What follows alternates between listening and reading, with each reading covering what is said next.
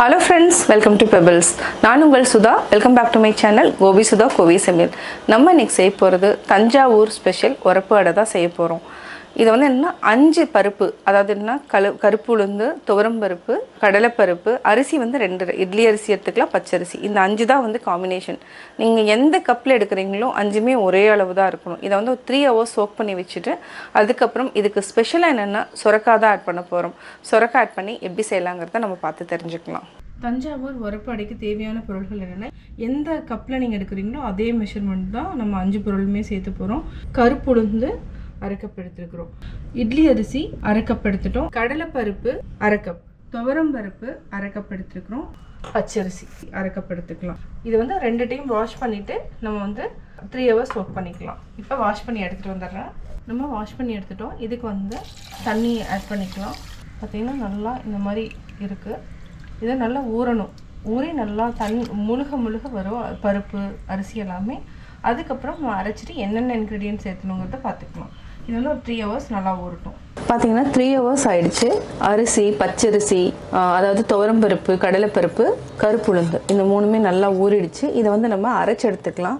அரைச்சி எடுக்கிறதுக்கு முன்னாடி என்ன பண்ணணும்னா, நம்ம வரமிளகாயும் சோம்பு இது 2யுமே வந்து ஒரு லைட்டாக வந்து பொடி பண்ணிக்கலாம். அதுக்கப்புறம் இந்த அரிசி எல்லாத்தையுமே சேர்த்து அரைச்சிக்கலாம். தஞ்சாவூர் உரப்பு அடைக்கு வந்து முக்கியமானது என்ன இன்க்ரீடியன்ட்ஸ்னு பார்த்தீங்கன்னா, தேங்காய் சில்லு, அதாவது இந்த மாதிரி சில்லு வந்து நம்ம இந்த மாதிரி கட் பண்ணி வச்சுக்கணும். பல்லாக கட் பண்ணிட்டிங்கன்னா ரொம்ப டேஸ்ட்டாக இருக்கும். இதுதான் வந்து என்னென்னா ஸ்பெஷல். இதுவும் சொரக்காய் தான் வந்து ரொம்ப இம்பார்ட்டன்ட். சொரக்காயை வந்து நம்ம நல்லா கிரேட் பண்ணி வச்சுக்கலாம். இது அந்த மாதிரி கிரேட் பண்ணிக்கலாம், இல்லைன்னா நீங்கள் பொடியாக நறுக்கி கூட ஆட் பண்ணிக்கலாம். இதுக்கு நம்ம 1 டேபிள் ஸ்பூன் அளவுக்கு சோம்பு சேர்த்துக்கலாம். வரமிளகாய் வந்து ஒரு 8 வரமிளகாய் ஆட் பண்ணிக்கலாம். உங்களுக்கு காரம் வந்து ஜாஸ்தி வேணும் இன்னுமே ஆட் பண்ணிக்கோங்க. நான் கொஞ்சம் கம்மியாக தான் ஆட் பண்ணுறேன். இதை ஃபஸ்ட்டு நம்ம அரைச்சிக்கலாம். அதுக்கப்புறம் அரிசி பருப்பு எல்லாத்தையும் ஆட் பண்ணிக்கலாம். இப்போ நம்ம அரிசி பருப்பையும் ஆட் பண்ணி அரைச்சிக்கலாம். இது வந்து என்னென்னா லைட்டாக வந்து அந்த நெடி வரும், வரமிளகாயோட நெடி வரும். தேவையான அளவு நம்ம உப்பு சேர்த்துக்கலாம். ஃபஸ்ட்டு நம்ம இதை அரைச்சிடலாம். அதுக்கப்புறம் 2வது டைம் அரிசி போட்டுக்கலாம். கொஞ்சமாக தண்ணி விட்டுக்கலாம். ஜாஸ்தி விடாதீங்க, கொஞ்சமாக தண்ணி விட்டுக்கோங்க. இதை நம்ம அப்படியே சேர்த்துக்கலாம். ஏன்னா தண்ணி வந்து நம்ம ஜாஸ்தி சேர்த்துக்கூடாது. இதை மிக்சியில் அரைச்சிட்டு 2 டைம் போடுறோம். அதனால வந்து இந்த மாதிரி இருக்குது. சொரக்காய் போடுறதுனால என்னென்னா அதுலேயே வந்து தண்ணி வர ஆரம்பிக்கும். ஸோ அதனால் நம்ம பார்த்துட்டு தண்ணி ஆட் பண்ணிக்கலாம். பருப்பு எல்லாத்துலேயுமே இதில் கால்சியம் இருக்குது, ப்ரோட்டீன் இருக்குது, மேக்னீஸ் இருக்குது, எல்லா வித சத்துக்களும் வந்து இந்த தஞ்சாவூர் உரப்பு அடையில் இருக்குது. ஏன்னா நம்ம பருப்பு சேர்த்துறப்ப என்னென்னா அவ்வளோ சத்துக்கள் வந்து இருக்குது. இதில் மெயினாக என்னென்னா நம்ம பெருங்காயம் சேர்த்துக்கணும். இப்போ நம்ம கொரகொரப்பாக அரைச்சி எடுத்துட்டோம். பார்த்தீங்கன்னா இப்போ நம்ம அரைச்சிட்டோம். இது கூட நம்ம சொரக்காய் சேர்த்துக்கலாம். வாழைப்பூ இருந்துச்சுனாலும் நீங்கள் வாழைப்பூவும் சேர்த்துக்கலாம். இது கூட கருவேப்பிலை, தேங்காய், வெங்காயம், ஒரு கைப்பிடி கொத்தமல்லி, அவ்வளோதான். இது எல்லாத்தையுமே நல்லா மிக்ஸ் பண்ணி விடலாம். கையிலேயே மிக்ஸ் பண்ணிக்கலாம். உப்பு தேவைன்னா நம்ம பார்த்துட்டு ஆட் பண்ணிக்கலாம். நம்ம வந்து இந்த உரப்பு அடைக்கு வந்து ஊற்றுறது என்னென்னு பார்த்தீங்கன்னா நல்லெண்ணெய் தான் ஊற்றணும். ஃபஸ்ட்டு வந்து என்னென்னா 2 டேபிள் ஸ்பூன் அளவுக்கு நம்ம ஊற்றிக்கணும். இந்த அடை வந்து நல்லா கிறிஸ்பியாக வரும். அதனால் வந்து நம்ம எண்ணெய் வந்து இந்த அடைக்கு ஜாஸ்தி இருந்தால் மட்டுமே நல்லாயிருக்கும். இது அப்படியே லைட்டாக ஸ்ப்ரெட் பண்ணி விட்டுருங்க. இப்போ சிம்மில் வச்சுக்கணும், ஹை ஃப்ளேமில் வைக்க வேண்டாம். இப்போ எண்ணெய் வந்து இது போதுமான அளவுக்கு இருக்குது. தேவைன்னா நம்ம ஆட் பண்ணிக்கலாம். இப்போ நம்ம மூடி வச்சுக்கலாம்.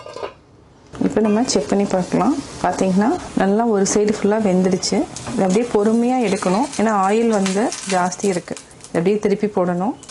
பார்த்தீங்கன்னா எவ்வளோ சூப்பராக வெந்திருக்கு பாருங்கள். இந்த மாதிரி கலர் வரணும். அப்போ தான் வந்து நல்லாயிருக்கும், டேஸ்ட்டாக இருக்கும். இதை நல்லா லைட்டாக அப்படியே ப்ரெஸ் பண்ணி விடுங்க, ஏன்னா அப்போ தான் வேகும். அவ்வளோதான், இது நல்லா வேகட்டும். இப்போ வந்து நம்ம ஒரு மீடியம் ஃப்ளேமுக்கு மாற்றிக்கலாம். ஹை ஃப்ளேமில் இருக்க வேண்டாம். மீடியம் ஃப்ளேமுக்கு மாற்றிட்டிங்கன்னா கரெக்டாக இருக்கும். இப்போ நல்லா வெந்திருக்கும். அப்படியே திருப்பி லைட்டாக செக் பண்ணி பார்த்துடலாம். இதுவே போதும். இது வந்து கரெக்டாக இருக்கும் வெந்தது. இப்போ நம்ம அப்படியே ஒரு பிளேட்டில் மாற்றிக்குவோம். அதே மாதிரி இன்னொரு 1 டேபிள் ஸ்பூன் அளவுக்கு எண்ணெய் விட்டுக்கலாம்.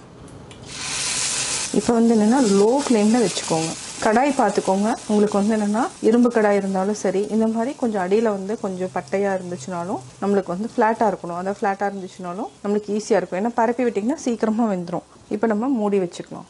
நம்ம எடுக்கலாம். பார்த்தீங்கன்னா இந்த ஓரத்துலேயே நல்லா முருகலாக தெரியும் நம்மளுக்கு. இது வந்து கரெக்டான பதம். இப்போ நம்ம அப்படியே திருப்பி விடணும். திருப்புறப்ப இல்லைன்னா கொஞ்சம் ஜாக்கிரதையாக திருப்பணும். அப்படியே லைட்டாக மட்டும் ப்ரெஸ் பண்ணி விடுங்க, ஜாஸ்தி வேண்டாம். அவ்வளோதான். வெந்துருச்சுன்னா நம்ம எடுத்துடலாம். அது திருப்பினதுக்கப்புறம் நம்ம மூட வேண்டாம். மூடுனீங்கன்னா என்னென்னா நீர்த்து போயிடும். அதாவது என்னன்னா அந்த வேத்துட்டு அதே தண்ணியே வந்துச்சுன்னா மொறுமொறுன்னு இருக்காது. அதனால திருப்பினதுக்கப்புறம் எப்போவுமே மூடியே வைக்காதீங்க, அப்படியே சிம்மில் வச்சு விட்டுருங்க, நல்லா வெந்துடும். திருப்பி போட்டோம், இப்போ எடுத்துக்கலாம், ஆஃப் பண்ணிக்கலாம். இதுக்கு வந்து என்னென்னா நீங்கள் தேங்காய் சட்னி கூட சாப்பிட்லாம், வெங்காய சட்னி கூட சாப்பிட்லாம். சுவையான உரப்பு அடை ரெடி ஆயிடுச்சு. சுவையான தஞ்சாவூர் உரப்பு அடை வெங்காய சட்னி ரெடி. தஞ்சாவூர் உரப்பு அடை எப்படி செஞ்சேங்கிறத பார்த்தீங்க. நீங்களும் வீட்டில் ட்ரை பண்ணி பாருங்கள். பார்த்துட்டு உங்களுடைய கமெண்ட்ஸ் எனக்கு சொல்லுங்கள். லைக் பண்ணுங்கள், ஷேர் பண்ணுங்கள், மறக்காமல் சப்ஸ்கிரைப் பண்ணுங்கள்.